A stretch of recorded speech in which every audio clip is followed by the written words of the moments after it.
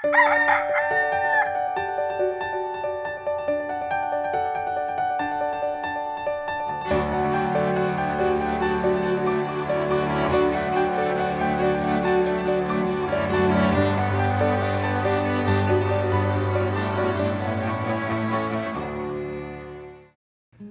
umaga po sa inyong lahat.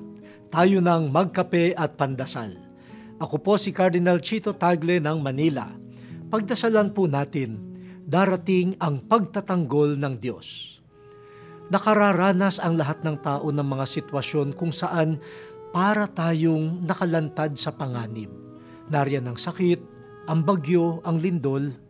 Dumarating din ang mga hindi inaasahan at hindi malampasang mga pangyayari tulad ng sakuna, aksidente, pagkawala ng trabaho at pati kamatayan. Bagamat marami ring biyayang dumarating na hindi inaasahan, higit nating ikinalulungkot kapag ang dumarating ay ang pangamba. Ano ho ba ang ating gagawin?